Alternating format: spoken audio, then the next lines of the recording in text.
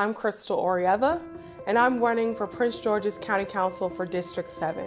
And I'm not a politician, I'm an activist and an advocate, and I've been that for over a decade. And I'm running because I feel like there's a gap at the table. We have a lot of people that go into politics just because of a paycheck or name recognition or any type of accolades, not because they're really passionate about doing the work. They're passionate about how can they uplift and change their communities. And I want to be that voice and vote at the table.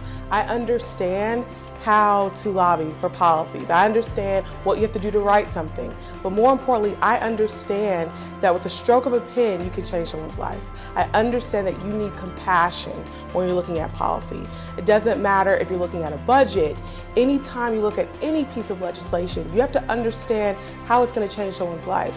And for me, getting into being an advocate or politics in general was a different journey. I went to Howard for my undergrad, studied international business, studied abroad at University of Dar es Salaam in Tanzania, and then I went on to get my MBA. And I worked in corporate America. My parents thought I was crazy when I decided to leave, but I felt like I had to really fulfill my purpose in life. And for me, when you do what God has called you to do, there's no peace like that. And for me, I find peace in making sure that I'm changing people's lives and being impactful. I am the youngest of three. My parents, my dad, he's from Kenya, my mom's from Kansas, and they met in college. And a long time ago, I realized that you could be powerless. You could be the person that has no control about how your life ends up. And that was for me when my father was almost deported from this country for a simple mistake. And in that moment, if the person that wasn't presiding over that decision didn't have compassion, didn't look at us and see us as a family, then my entire life could have been different. And I realized that now that still happens, but it could look different. It could look like prison. It could look like social services. It could look like immigration. But still you have families being ripped apart because some people at the table just lack compassion and understanding. And I know we have to do something different. We have to have politicians that are elected that are going to understand that they're changing people's lives. And they're going to do and act always with integrity. So when I decided what I was going to build my platform around, I said I wanted to build it around education, economic development, and quality of life issues are what I've been advocating for years.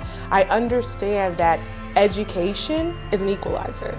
No matter your gender, race, religion, sexual orientation, no matter anything, if you can educate yourself, you can not only elevate yourself out of circumstances, but your entire family, your entire community. And that's why they want to strip education from certain people in this country. And I want to fight and advocate to make sure that everyone has access. So that looks like pre-K for all. That looks like community college where it's free so someone can afford to go. That looks like fair pay for teachers so that we value our educators. That looks like community schools where everyone's at the table. You have your small businesses, your nonprofits. Everyone is looking at how can we uplift this school and make sure that it doesn't just address the children's needs, but the parents and the community as a whole, not just for college, maybe to be business owners or to write code or be in trade. There's so many places that they can end up. And that's why I built my platform around how do we create smart education system that looks at holistically reaching the needs of children. And that's why economic development to me is also something that's super important, because we have to understand that we have to build generational wealth. We have to have grants that focus on small businesses and nonprofits, because we give incentives to large businesses all the time, but why don't we have money for small businesses so they can expand and build wealth in our own communities? That looks like a living wage that allows you not to live at poverty line when you're working 2 jobs. That looks like a system that is made to ensure that if you are providing to this community, that you can live and not worry about medication, not worrying about losing your home. That looks like a quality of life that you can age with dignity. That you're not saying because I'm now going into retirement, I can't afford to pay my property taxes. I have to decide between food and medication. And that is really what's going on. And we see that in Prince George's County. And so you're wondering, can you live in the house that you raised your children in?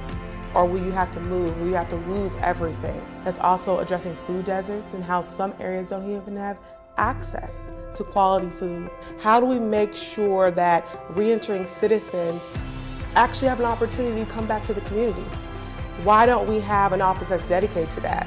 Why don't we make sure that they're able to go to school and get a job without that stigma over their head? Why do we have a bail system that still keeps people in prison simply because they're poor?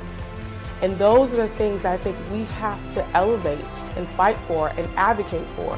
Yes, we want to make sure our communities look good. We want to make sure that our communities are constantly growing, but we don't want to do that on the backs of the citizens that built it. We don't want to do that on the backs of the businesses that always served us when no one else would. We want to make sure that our community is for everyone. And that is why I'm running for office, because my vision for Prince George's County isn't us just accepting the bare minimum anymore. It is us building something that we can be proud of, something that we can leave for generations, and something that's built for the people that actually live here now. Because I believe that they want to develop our communities, but not always for us. And so if we don't have the right people at the table that are going to fight for us and make sure that as we build and develop this new community, it's done with integrity and compassion and understanding, it will be developed, but we will be left. We won't be able to enjoy the new development that they're going to bring to Prince George's County. So if you want an activist and an advocate in office, someone that really understands the issues, someone that's not afraid to fight for you and be that voice and vote at the table, then vote Krystal Oriadha for Prince George's County Council, District 7.